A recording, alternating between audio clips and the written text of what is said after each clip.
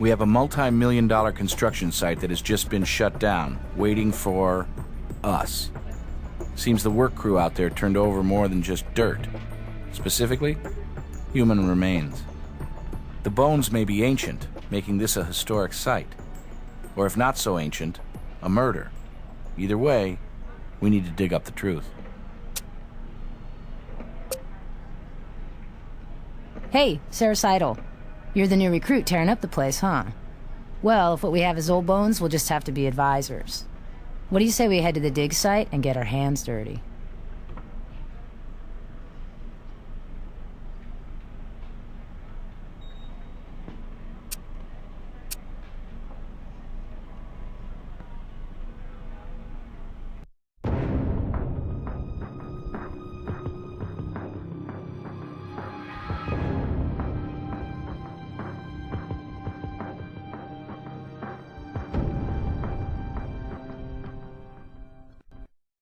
I've already made a quick background check of the history. There have been a few archaeological finds west and south of the site, southern Paiute Indians. We'll have to identify this as either a potential crime scene or a possible ancient burial ground.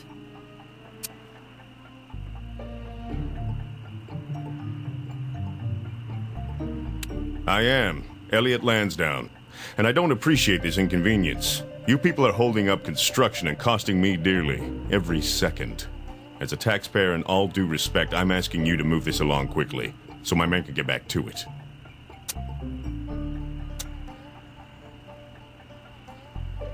Just over 2 years, but I've been buying up land for 15. It was obvious the city would keep growing, including in this direction.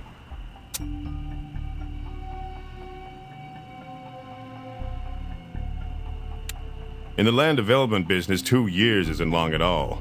Especially when you have to assemble enough parcels to build a casino this size. Anyway, putting together 250 mil of other people's money isn't an overnight affair. I put on my share of dog and pony shows to raise that kind of capital.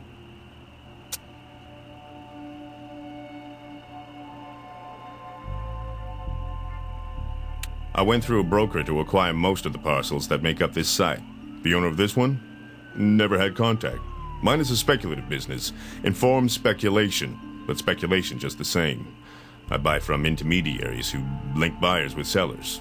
And some of the people I deal with, frankly, are flim-flam artists who've latched onto worthless land to con commissions out of greedy, stupid buyers. But someone like me can take advantage of their shady nature and pick up diamonds in the rough. Like this parcel.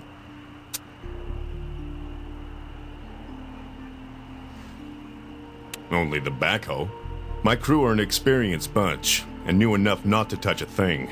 Second we uncovered the bones, the operator shut down and brought me in. I knew damn well we needed to call you people in. But what bothers me? See, we got a couple of Native Americans on our crew. Good men, hard workers, but they've been spouting off about ancient burial grounds, and now I'm worried. Maybe this wasn't a diamond in the rough after all. More like a pig in a poke.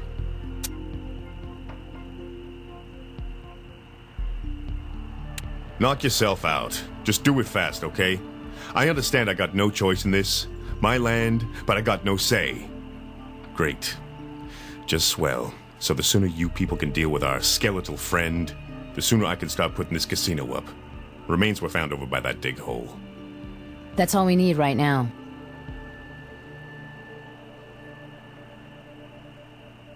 Here's the bones of contention.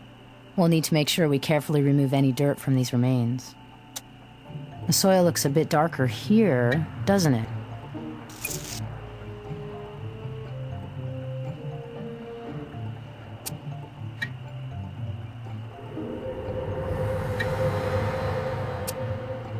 Part of an arm, right down to the hearty handshake. Unfortunately, that backhoe appears to have done some damage unearthing our friend. But it's clearly a skull. Note the nick around the eye socket. A lot of damage, too bad. Because it may screw up checking dental records. I don't see any obvious dental work.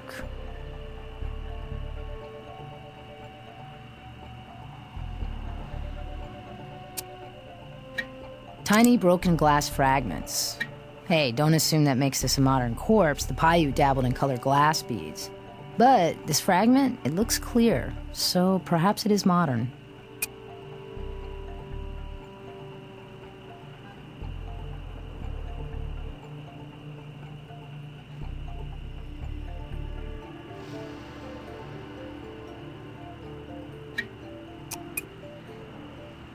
Not my area of expertise, but could be an artifact. You know, more tribes than just the Paiute populated this region. Tire impression in the dried mud. I don't think the Paiute left this, though, judging by the treads around edges, it's been here a while. A couple of years, maybe.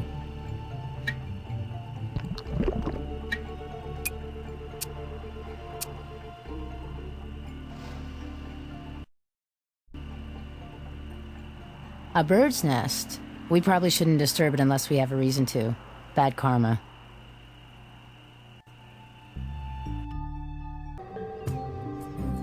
Yes? I had a comprehensive soil analysis run on the sample. The report found that based on the calcium, magnesium, and chloride levels, the soil immediately around the body was turned recently, relatively speaking. Best guess is between 1.5 and 2.3 years. At no added cost to you, I also had the electrolyte levels checked to see if our decomposing victim gave off any clues while taking the dust-to-dust trip. Came back clean, suggesting the victim was otherwise healthy at the time of death, except for the dying part. So, we've got an approximate time for when the body was buried. 2 years. Doesn't confirm the age of the victim, but it's a start. A good one. Thanks, Greg.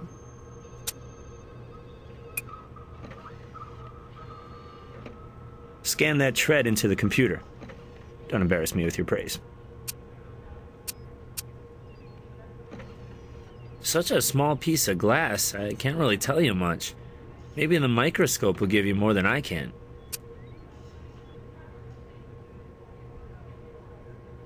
It's chert, a hard, brittle form of silica. These sharp edges and points are likely man-made, though. If this is an arrowhead, you're looking at a historic site, no matter what else you might find out there. Then we should bring in an archaeologist, for the site's sake if not the Vic's.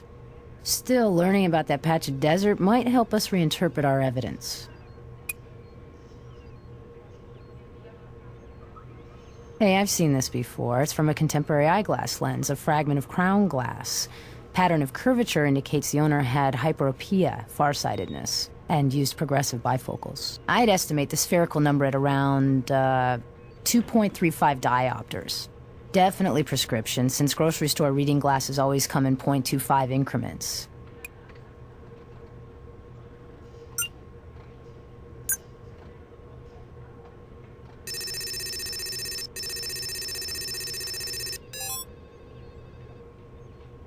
Tread's too weathered for a definitive match to anything in the database. Best we'll get is a comparative match to another tread based on the predominant features of this one.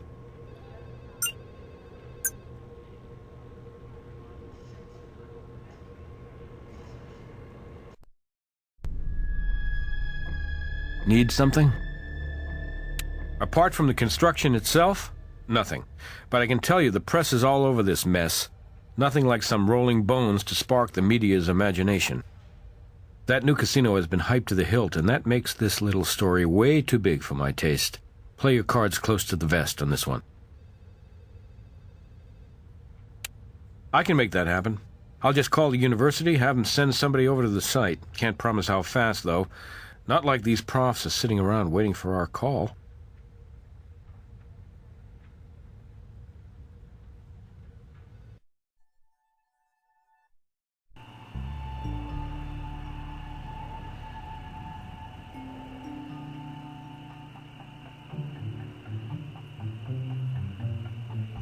Sorry, I should have introduced myself.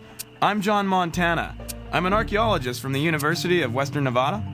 Sara Sidle, Crime Lab. This is my partner. Frankly, Mr. Montana, I didn't expect service this fast. We were told it was unlikely an expert like you could just drop everything and head out here. I didn't have any classes today, and besides, the Paiute are my specialty. When I heard of human remains discovered out this way, well, I just had to dig in, so to speak. How can I help?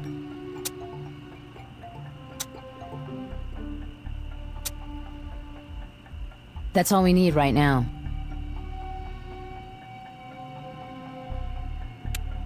Arrowheads of this type date the site to before 1640, most likely southern Paiute Indians, as I expected.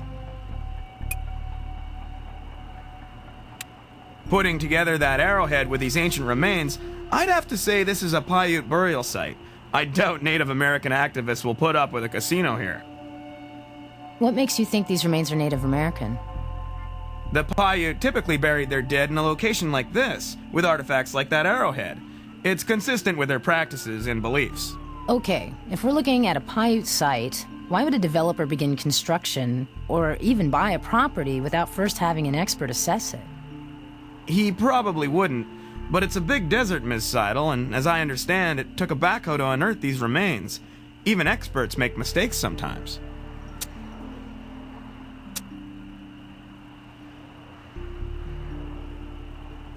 Looking around, I'd have to say no, but a qualified no. See, I've evaluated scores of such sites over the years when an expert opinion's been needed. Still, had I been called, I can tell you I'd advise my client that this site is rife with red flags. It's a typical spot for Paiutes to settle.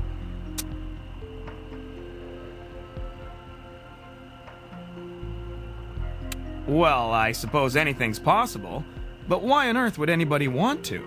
I'm gonna take a wild stab and say to hide a modern crime in the context of ancient artifacts.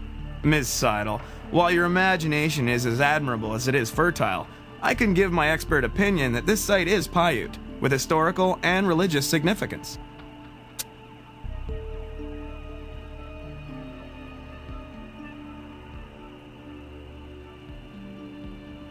Before I bought it, it was. Also, it was surveyed and cleared for large-scale construction. Or so I was told. Shows you what an expert opinion is worth these days. If I'd known these kind of headaches had been waiting for me out there, I'd never have bought the damn land. You know, historical sites are virtually worthless to a developer. What am I gonna do? Put up a casino museum?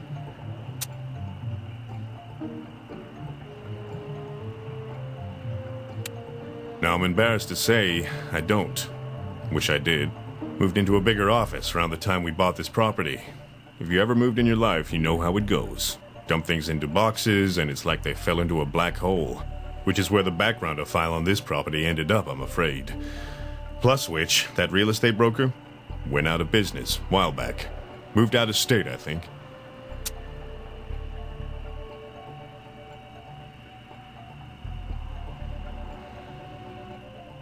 Not really. Bunch of junk, kind of stuff you run across anytime you clear land for construction. But there was enough to put a box of it together. My guys picked through it, probably took anything that was worth anything. But you're more than welcome to the leavings. That's all we need right now.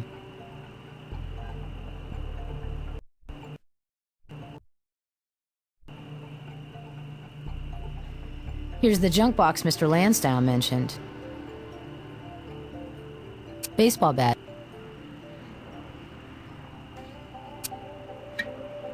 Something embedded here. It's a tiny piece of glass.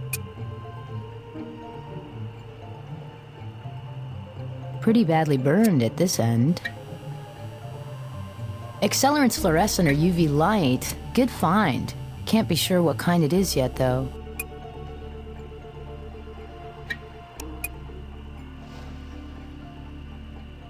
A watch. Kind that's right only twice a day.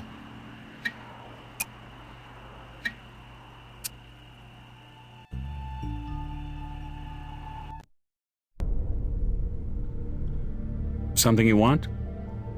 Sure, I'll send a team out to retrieve it.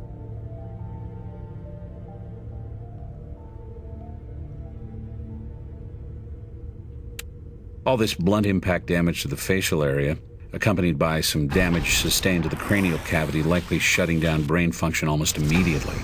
We're talking blows to the face and head with a slim but heavy object. Repeated blows. In this state of damage, it's difficult to determine precisely, but an educated guess, based on the facial bone structure, makes it a human male, early 40s possibly.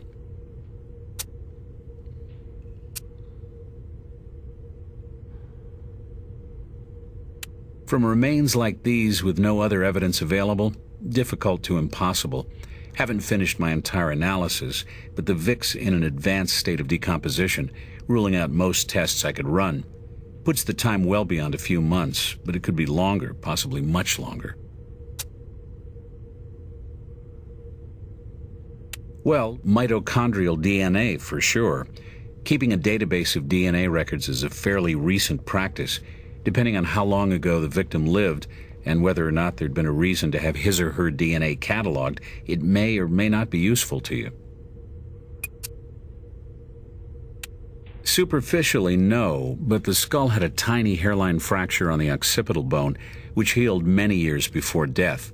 Childhood injury or accident, maybe. I took a head x-ray. Sinus cavities are as unique as fingerprints. Some medical offices have been putting their archived x-ray records on an image-searchable database. If your victim is contemporary, you may be able to cross-reference it and maybe get an identity. Sinus cavity is somewhat damaged, possibly from the weight of the backhoe.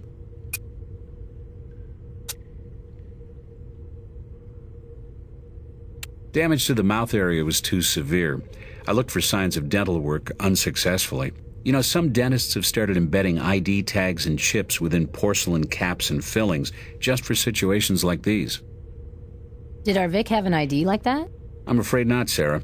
I just mention it as a point of interest.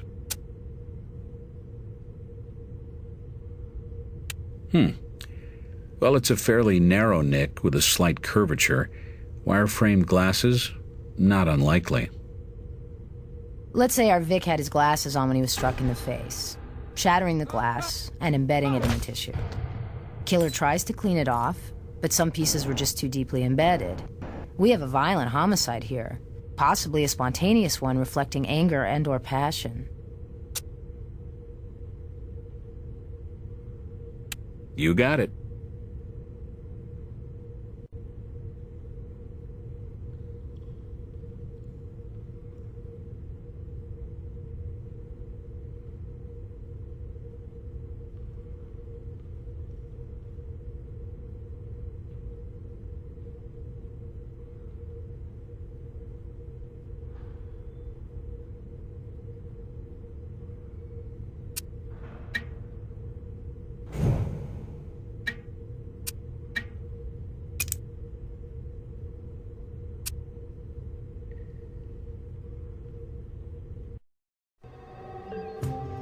What's up? I amplified and graphed that DNA of yours, scanned it into the computer. It's a fiber of some sort. Definitely modern, some kind of synthetic. I'll prepare for the microscope.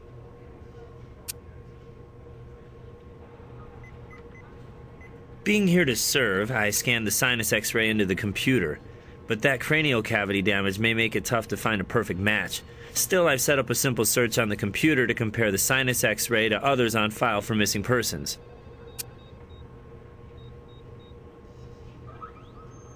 Clear, thin glass. Might want to do some microscopic work on it. Here are your options. A, chemistry lesson, or B, detailed organic breakdown. How about C? Simple layman's terms. C4H10, N-butane, more commonly known as lighter fluid, fast burning and easy to use. Found that in the soil near the grave.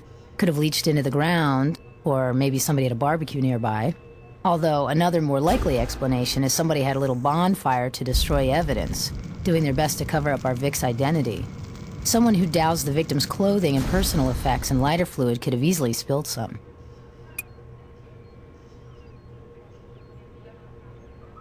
Okay, we got a broken watch, weather damaged. Was able to look up the brand, Rolston Precision Classic. Very distinctive band on that model.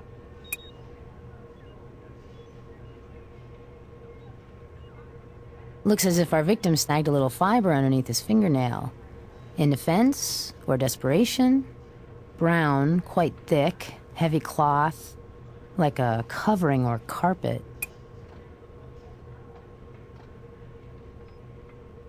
Glass fragment looks cleanly cleaved on one face. Perfect fit. I think we have a relic of a murder here. question is, who stepped up to the plate?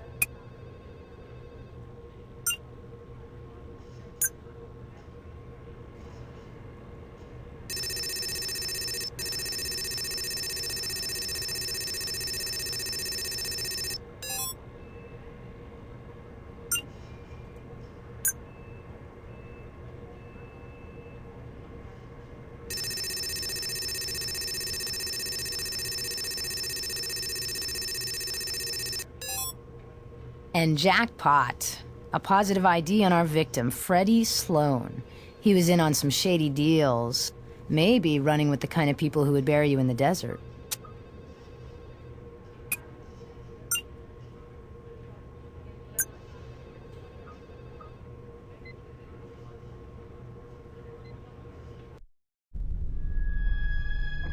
What's up?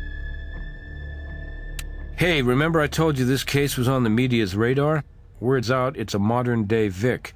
Cranks are coming out of the woodwork, too. We just got a call from... Ready for this? Madame Lazora, some self-professed psychic, claims to be having visions about your pile of bones when it was still up walking around in a flesh suit. Says his name was Fast Eddie. Captain, that's really close to one of our Vic's AKAs. Fast Freddy. Maybe you want to check out this medium at large, then. If you can get onto her dance card between the local radio and TV interview she's granting, that is. Her parlor is near the southern end of the strip. Ran a background check already just to satisfy my curiosity. Came up empty.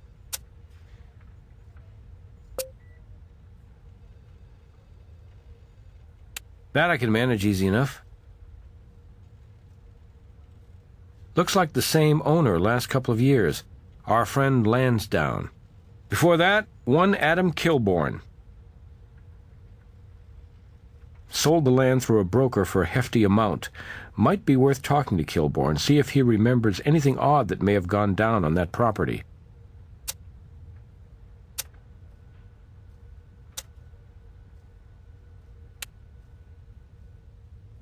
Mr. Kilbourne resides in... Well, this is interesting for a guy who made a small bundle selling that piece of property a few years ago. Lives in a public housing complex.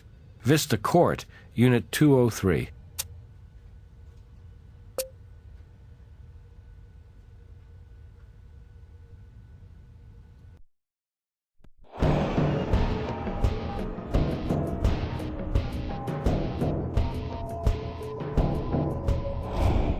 You the cops? I wasn't making any noise. I don't care what these lousy neighbors say. Actually, we're with the crime lab. Would you mind answering a few questions? Listen, if it's about those parking tickets, I'll get to it when I can afford it, okay? Rent comes first, understand?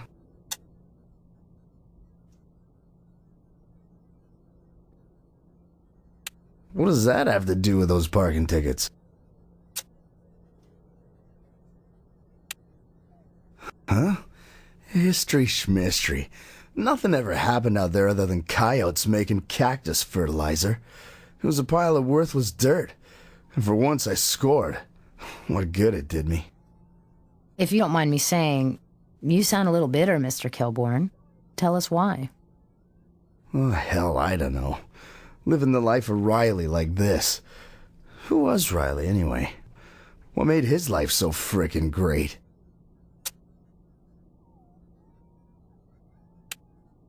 Look, I don't get any kind of play, foul or otherwise. Haven't had a woman in my life for the last 3 years.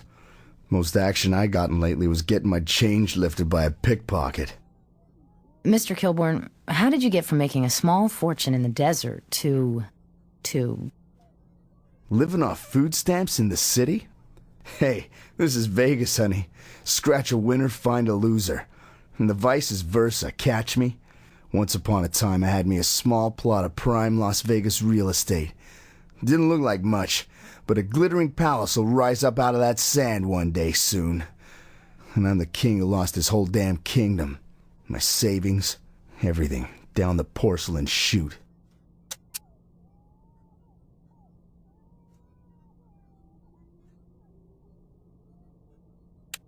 Hey, I've been frank with you people. Now you want me to take you on a trip through every stupid screw-up I made? You think I want to put myself through sharing the details of my rise and fall to a bunch of strangers? No way. Damn right I mind. I'm the king, remember? And this is my castle. Stay on the other side of my moat. Go on, get out of here. That's all we need right now.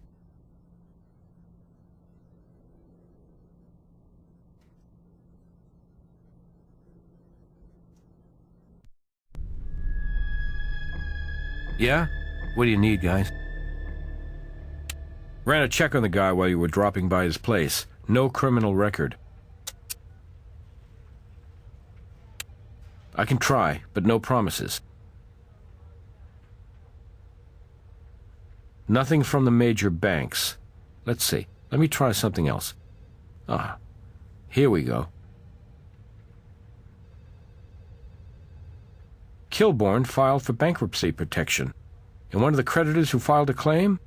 Freddie Snow. With that riches-to-rags story of his, Kilbourne just might have been driven to sell his land by creditors, and ultimately driven to violence.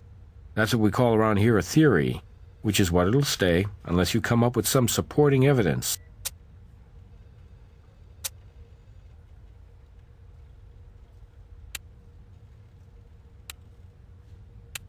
Kilbourne had reason to hold a grudge against Freddie for triggering his downward spiral, and Kilbourne owned the property when Freddie joined the Missing Persons Club. Even without much physical evidence, we can justify a warrant, particularly with an older case like this.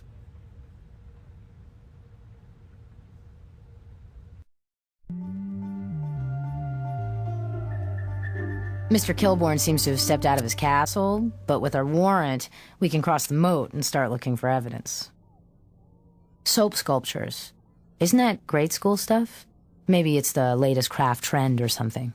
Aesthetic considerations aside, this indicates Mr. Kilbourne was an aspiring artisan, just not a very good one. Looks like the guy stuck paying for raw materials, too.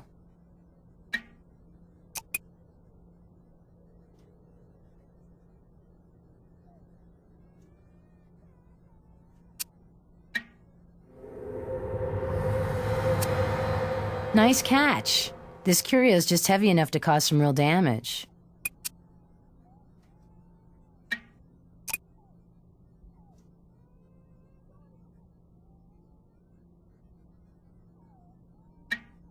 It's a computer data backup tape. Haven't seen this format for a while.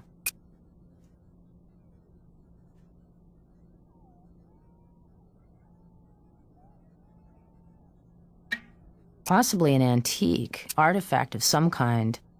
A dangerous one.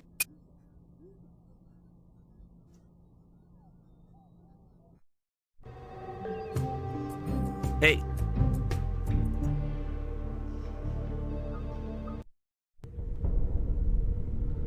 Forget something? The damage was definitely caused by blunt force trauma. The statue is one possible weapon, especially if the impact was from one of the narrower parts on the figure.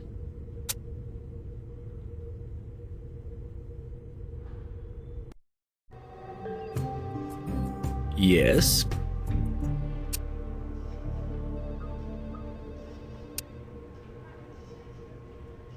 Soap sculptures of America? You're kidding, right? Hey, I'll set up a computer link and you can track the folks behind the latest craze to never hit the country.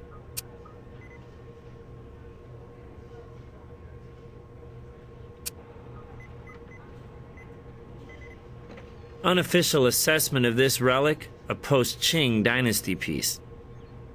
Pretty old, huh? Best guess around 1998. Made in the USA, too. Oh, for future reference, post-Qing is anything after 1911. Thanks. I'll keep that in mind, Greg. Here's something for the plus side. There was enough blood on the statue to amplify an output to the computer for DNA analysis.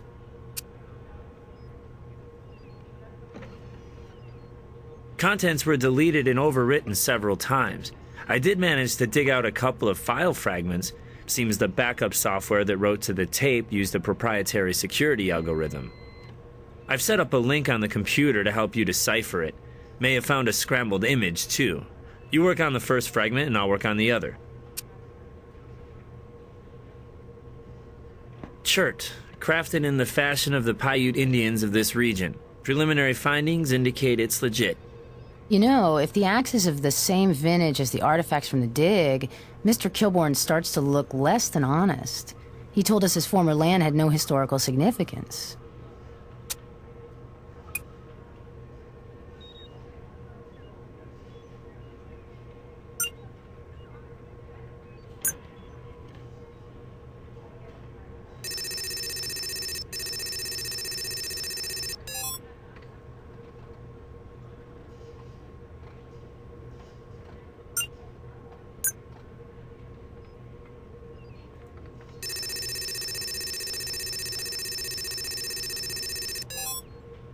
Okay, lots of people unhappy with Soap Sculptures of America. Owner's Dale Edison, but nothing else comes up about him in any relevant database. Seems like a variation of the doing art at home scam. You submit an art test, drawing a cartoon bird or a clown or something, and they tell you you're the next Norman Rockwell. They promise to buy your work, cast it in bronze, and resell it at a big markup. All you have to do is pay big startup fees and buy overpriced supplies exclusively from them, in this case special soap, only to have them keep rejecting your work while encouraging more effort.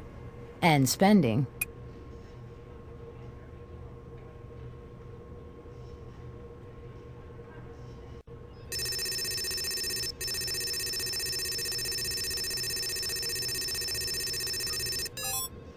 The abstract of the land assessment study. Negative on the historical significance, but did Kilbourne really believe the site was clean when he peddled it? And who would have authored a report so obviously wrong? Seems like somebody was trying to slip his own past between the pages of ancient history. While you were playing around with that hex stump, I decrypted the other file. Please, no applause, only embarrasses me. I've printed it out for you to take.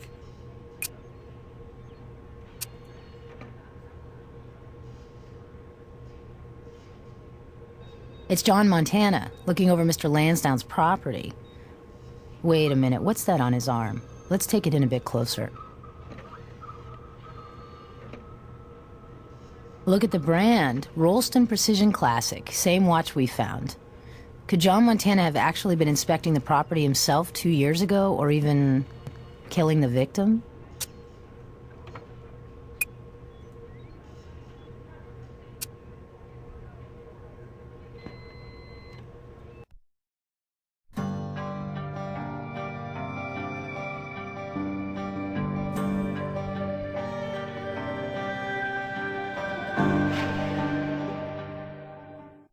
Ah, I knew you were coming. My name is Madame Stella Lazora, and you must be the investigators. We're with the police, that is the crime lab. We're working the site where the body was found, and if the media is to be believed, we understand you may have some insights to share. I sense a certain skepticism, young lady. I take no offense. You are a woman of science, and whereas I am of the metaphysical, each, in its way, is a noble calling. Let us attempt to bridge those worlds.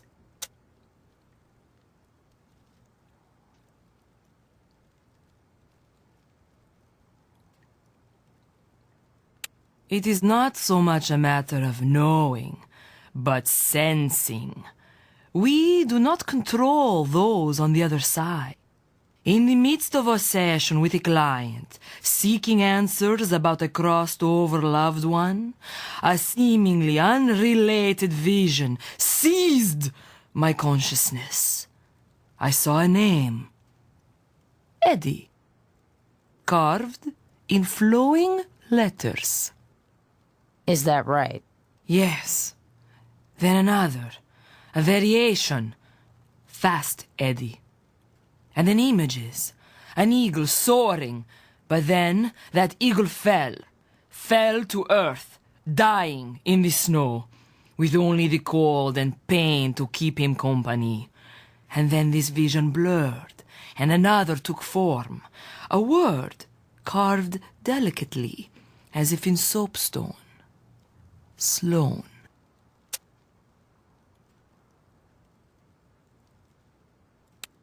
We encounter souls on many planes, from this physical world to the astral. But can we really say we know them?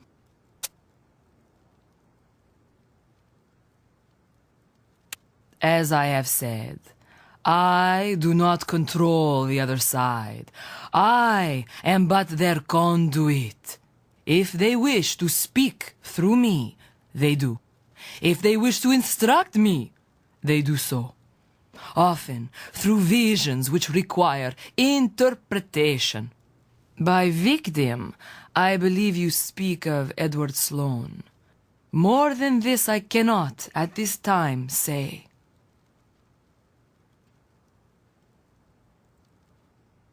Again, I know little of this physical plane.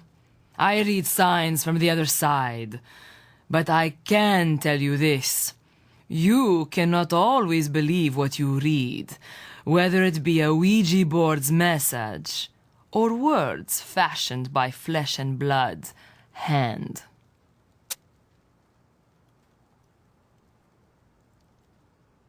How fascinating that your investigations on the physical plane have taught you what I instinctively knew. There are many paths to heaven and to knowledge. With all due respect, madam, we're not here for reading, seance, or any kind of show. How about you drop the act and stick to the facts? You threaten me? After I have shared my insights? Psychics have been known to help the police, and I respect the scientific study of extrasensory perception, but phony psychics have sometimes shared insights from the other side, inside knowledge of a crime. These are outlandish implications. You had best watch your words, young lady. The media would not smile upon the police harassing a good citizen who stepped forward to help. You know, I tested high for ESP in college, and I'm getting a picture of your future. It's a little gray room with bars on the windows. Now, did you know Eddie Sloan or not? And did you have a grudge against him? My energies are ebbing. Visions such as I described to you are taxing. I have nothing more to share with you. This material world interests me not. Do what you like. I ask only that my belongings are left undisturbed, as they've been arranged precisely to help focus my psychic energies. That's all we need right now. Lighter fluid. Can't imagine lighting our candles and incense requires this much stuff. Finding lighter fluid near the remains may make the supply here of interest. Of course, the murder didn't happen recently. A loose thread from the carpet.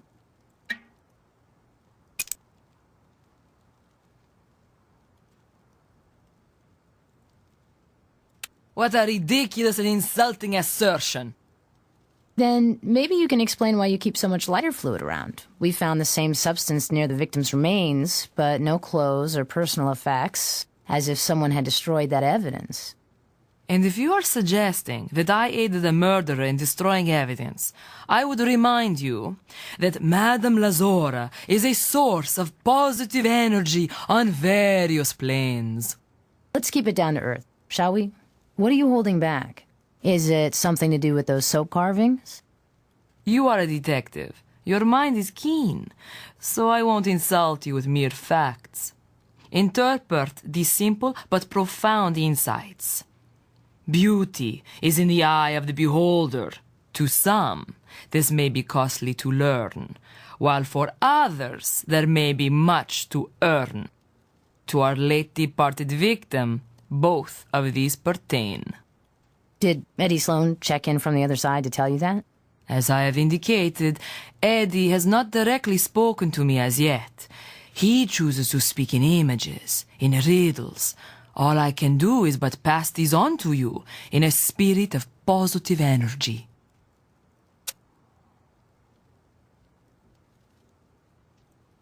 Eddie? No, Dale. Dale Edison. Names are earthly constraints. There are many ways to know a person. First, you must think of Eddie. Eddie Sloan. Lady, I really don't have time to play these games. We have a murder on our hands and a construction site that... Eddie Sloan. Eddie Sloan. Dale Edison. Rearranged letters, and... So that's your game. Anagrams. Dale Edison could be another Eddie Sloan alias. So he's the one behind the soap carving scam. The veil before your eyes begins to lift. There is hope for you yet, my literal young friend. That's all we need right now.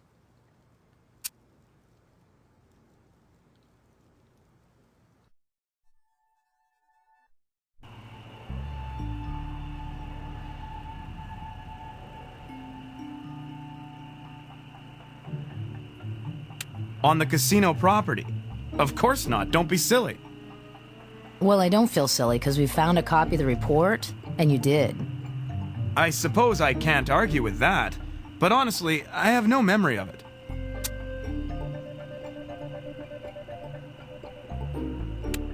Do you have any idea how many similar sites I've assessed over the years? How many stretches of desert do you think you could remember years later? Anyway, my name's on many things with which I had little, if any, direct involvement. Much of the grunt work is undertaken by students and other researchers. And they're okay with that. Hey, they get the experience, I get the credit. That's academia, Miss Sidle. I assume these are top students. Still, you know how kids are. You might in the future want to check their work a little closer. Why is that? The report we found, that you authored, clearly stating this site has zero historical significance. Well, I have to admit, these things can and do happen, even with the most gifted grad students. Last thing a professor wants, especially on a high-profile site like this one's become. Is there any possibility this situation could be handled with a little discretion? This is terribly embarrassing. Embarrassing? Or incriminating? I admit culpability in lending too much trust and responsibility to my students. But anything else, Miss Sidle, you're drifting into absurdity. Really? I don't see it as absurd. I would say troubling, thinking of all the reasons someone might want to falsify an archaeological report. I have never falsified a report. I don't have to put up with this insulting interrogation.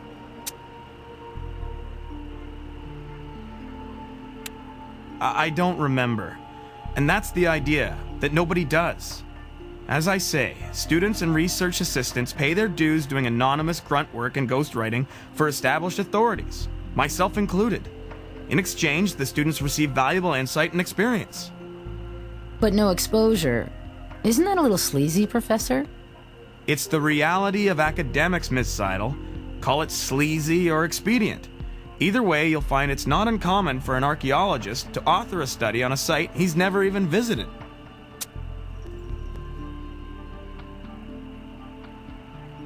Not to my memory. I rarely get off campus, let alone perform first-hand inspections.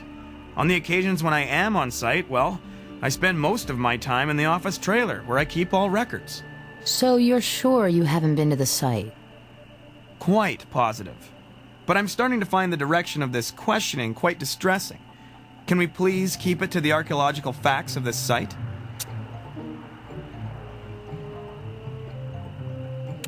At the university in a lot near the archaeology building. But that is part of my private domain, and I must insist that you not go poking around anywhere there unless your business is official. You see me come around to do a little digging of my own at that, Professor, and I won't send an intern. That's all we need right now.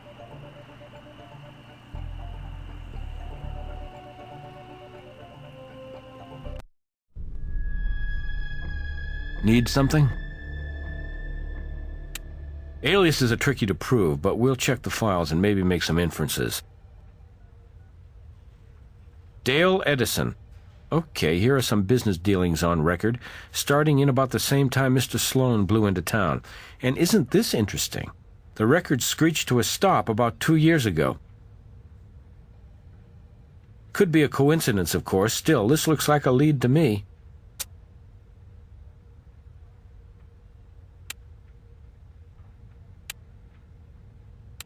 I get suspicious about guys with selective memories, and the prof hiding behind nameless students doesn't make it for me. Professor Montana doesn't want to talk straight up. Maybe his trailer will be a little more forthcoming.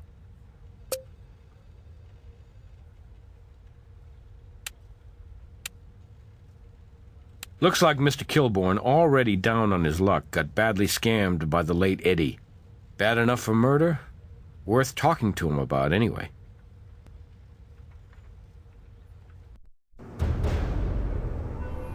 We're messing around in my space while I was gone. Don't think I don't know it. Nothing gets past me. We had a warrant, Mr. Kilbourne. And all we need now is a little cooperation, and you can get back to your castle. Hey, I may be down on my luck, but that don't mean my grooming has to go to crap, right? I don't think that soap is strictly for cleanup, though somebody did use it to clean up, didn't they, Mr. Kilbourne? At your expense? I already told you. I made some financial blunders over the last few years. Some of them I don't care to talk about.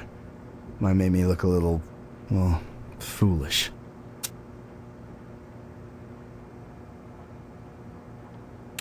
Huh? Who? What, that light bulb guy? Mr. Kilbourne, we are well aware that you were victimized by the soap scam. Listen, I'm talented. My art could sell. It really could. I always been trying to make it, you know, creatively. And with the money I got along with the land I inherited, I was able to try different things. So maybe soap sculpture ain't the next pet rock. Something else will come along. I'm sure it will. And I'm sure you hope your next opportunity comes from someone more trustworthy than Dale Edison. Or should I call him Freddie Sloan? Either way, you were bilked out of a good deal of money. I can see why you'd want to kill him. If getting bilked by Freddy makes me a suspect, you better give me a number and I'll get in line. Half this town's been scammed by that con man. He was the real artist, preying on people's hopes and dreams. He worked in lies like Rembrandt worked in oil. So get out your bullhorn, go up and down the strip and round up those suspects.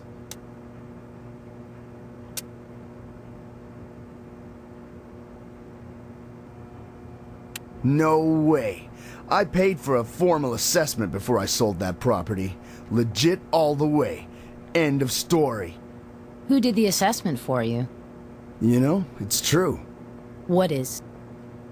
Drinking costs you brain cells. Only been 2 years, but a lot of booze under the bridge, you know?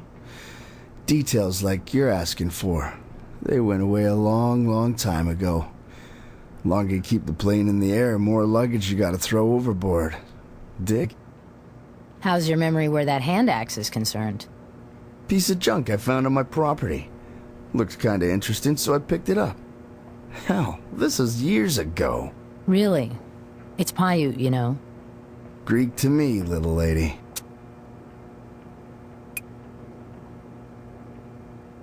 Blood? What the hell are you... Oh yeah, I remember. I had that statue on a high shelf and I was cleaning. You know, reaching up with the dust rag. Damn thing clonked me on the noggin. I tend to bleed when that happens. Is that illegal? Then you wouldn't mind if we took a DNA sample, would you?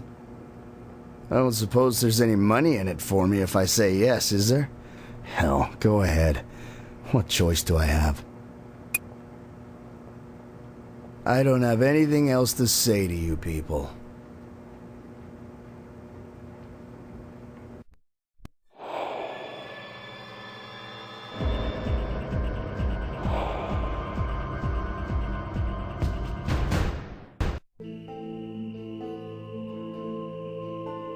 Looks like enough dirt on the tire to pull a tread.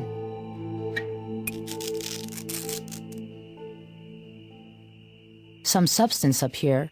Been dried up for a while.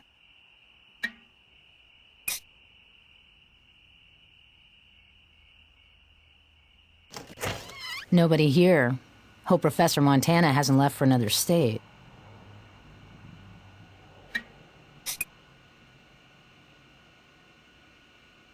Strange little things. Waxy substance. Soap. Wouldn't exactly call these art. These two carpet samples look slightly different to you? Always suspicious when somebody replaces their carpet. Hard to tell just from looking at it how long ago it was installed. We'll need to lift one good sample from both sides of this seam.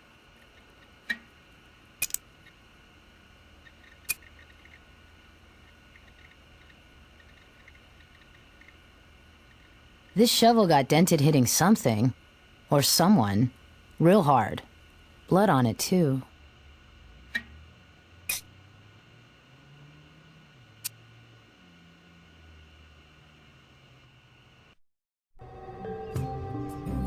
What's up?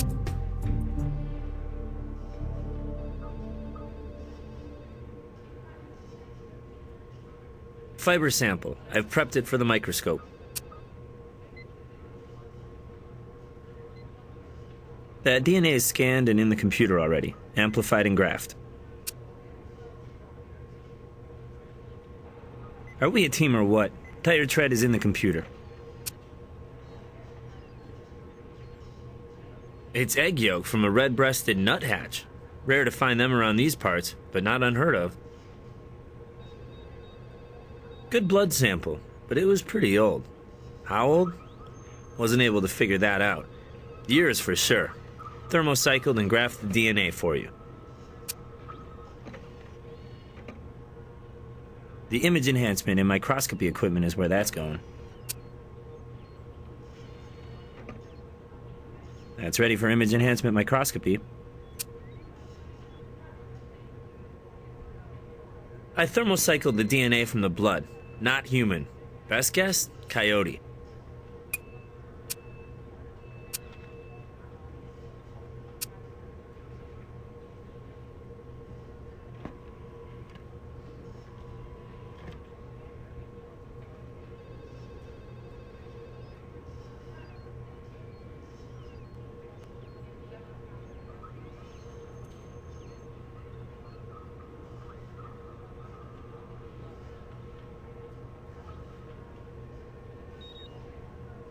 Here's our break. Fiber under Freddy's fingernail matches. Greg says the new carpet was installed around 2 years ago, about when Freddy vanished. You know a real good reason to replace a carpet? Bloody murder.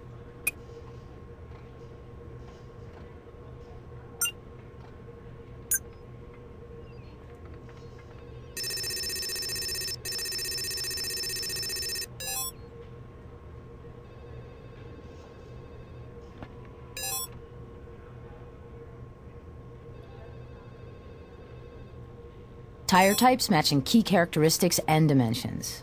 That's a nice spin.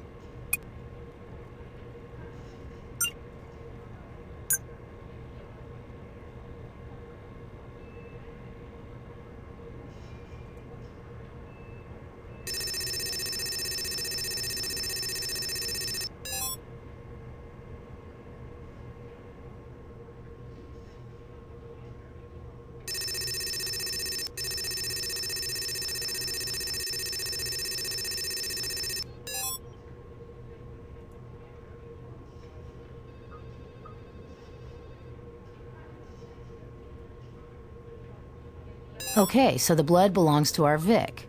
Still, that doesn't tell us exactly how the stuff ended up in the trailer.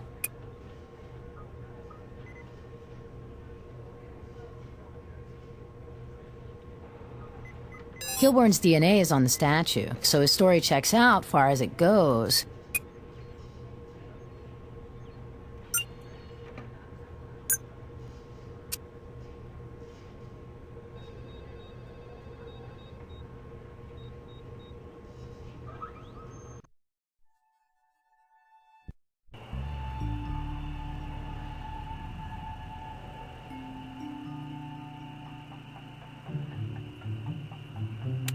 As if you haven't embarrassed me enough, you bring up that ludicrous debacle. You would think an educated person like myself would see through a pitiful scam of that nature. But they flattered me, played to my own vanity, desires to express my own creativity, and they made a fool of me and plucked my bank account at the same time. The effort and money I put into that worthless nonsense. Did you ever look into the company? Perhaps to find out who was running it? Soap sculptures? No. Eventually, as my grand sculptures were rejected, I began to get the drift of the scam. Just chalked it up to a learning experience. Even a professor can learn. Never gave it a second thought once I figured out what the scoundrels were up to. That's all we need right now.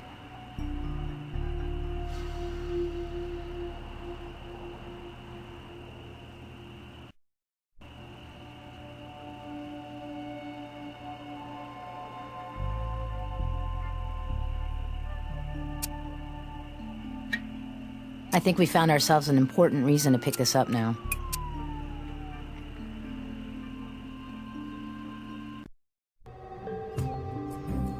Hey. It's pretty hard to tell much from a nest alone, since birds of a feather don't always flock together. But speaking of feathers, I did find some in this nest, courtesy of a red-breasted nuthatch. Egg yolk came from a red-breasted nuthatch. Could the professor's trailer have once been parked near the dig site?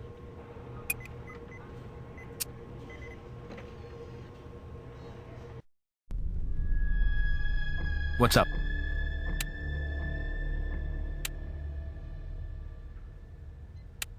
Freddy's blood in the trailer matched the carpet fiber, and the killer baseball bat found on the property our Mr. Montana lied about having visited. Add to this the prof getting lathered by Freddy in the soap scam, and even an unfriendly judge would give us a warrant on this one.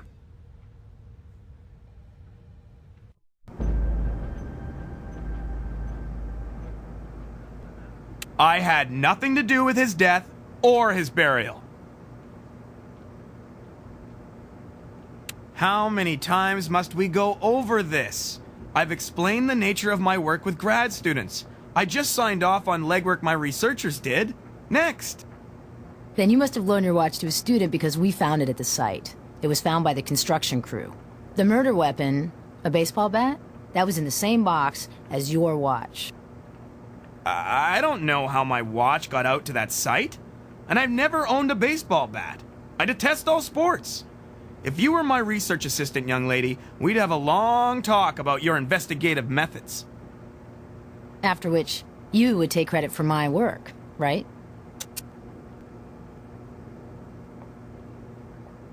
The same time I found out I'm only one of his victims.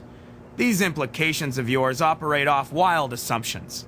Let's try a not-so-wild one then. When you were accessing the site, personally, you ran across a few Paiute artifacts, just trinkets, nothing too spectacular. You seized your opportunity, luring Freddy to a meeting on false pretenses. A big order of supplies, perhaps. Instead, you confronted him, demanding your money back, but Freddy refused. Enraged, you smashed him in the face, killing him. You buried him out at the property, making him part of the site, hoping it might be confused as part of an Indian burial, should the grave ever be discovered. All it took afterward was a simple falsification of the report to deflect any immediate attention to the site. Why would anyone suspect a professor of faking a report that would only make him look bad? After the body was literally turned up, you quickly reported to the site as a volunteer archaeologist eager to help. Actually, eager to further throw us off the scent. You paint a vivid picture, Ms. Sidle, but your assumptions have led you astray. You're fashioning a theory out of hearsay and conjecture. If I were your teacher, you must have someone who plays that role in your professional life. I'd suggest you look for real evidence. Funny you should bring that up.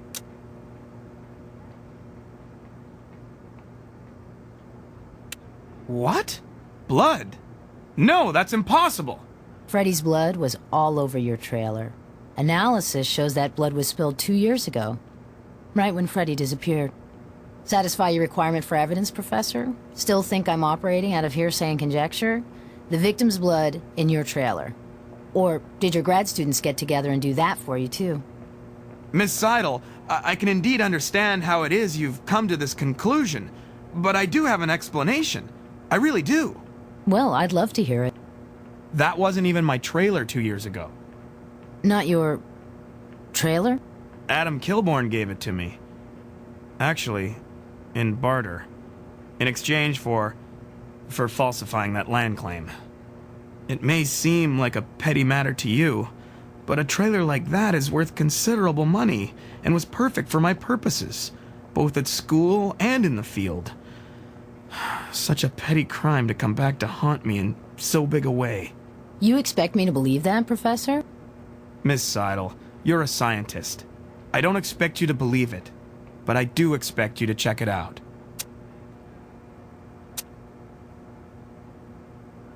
I've said all there is to say for now.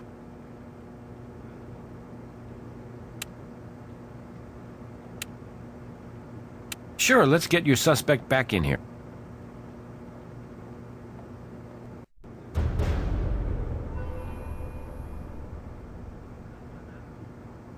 Now, why the hell would I do that? I'm tired of you idiots guessing about this and harassing me about that. Yeah, we have his admission about falsifying the land assessment in exchange for your trailer. You remember your trailer, Mr. Kilbourne? Where you killed Freddy for conning you in the soap sculpture racket? You think I killed a guy over an art school? Right. You're really getting creative now. You have had various financial failures in your time, Mr. Kilbourne. But the soap sculpture scam, which preyed upon your ego, that was the last straw, the final indignity. What was left of your life savings had gone into what you thought would be a new life as an artist, only it was just another washout, a joke you were the butt of. So you get Freddy to join you at your trailer, and you take out your frustrations on his face. A quick burial and a bonfire with his personal effects, and you were done. But you knew your land had historic significance, which would make it worthless for development, so you worked your trailer trade with the lazy professor in exchange for a fabricated report. You would eliminate Freddy and any remaining debt to him, dispose of the body, and elevate the value of your land for future sale, all in one fell swoop. Your life savings were gone, but at least you'd end up with something. And you'd give the crime scene in Montana as his parting gift. You're guessing, young lady. You're spinning this out of whole cloth. Not whole cloth, though a little carpet fiber's involved. You tore the carpet out and put in a new one, after the murder, which took place when the trailer was still on your property. And, Mr. Kilbourne, the blood on the walls? Scrub as you might, it still comes back to haunt you. We even have the baseball bat you slammed Freddy with. Some of his shattered glasses are stuck in the wood. Right now, I should probably call a lawyer. Don't you think? But you know what? I'm gonna cop. Right now. To the whole thing. You know why? I was nothing but a loser. Another loser in Vegas till that body in the desert turned up. Now I'm gonna be a winner. How do you figure that, Mr. Kilbourne? That sleazoid creep bilked so many people. Man, when word gets out that I killed that leech, I'll be a hero. They'll build a statue to me. And I'll make you a prediction without a crystal ball. The leeches will crawl out of the woodwork and try and build themselves up over what I did. But I'm the one. The one to rid the world of that cancer.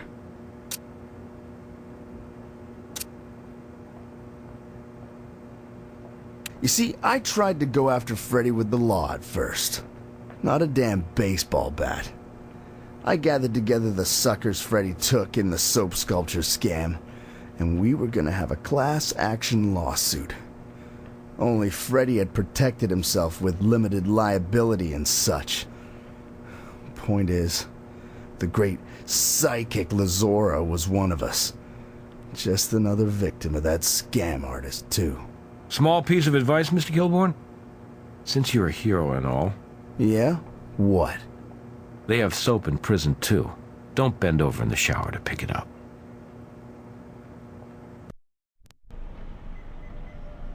Psychics have been known to help police forces all over the world. We should maintain an open mind and a little healthy skepticism. Now I'll predict the future. You'll crack your next case by listening to the evidence.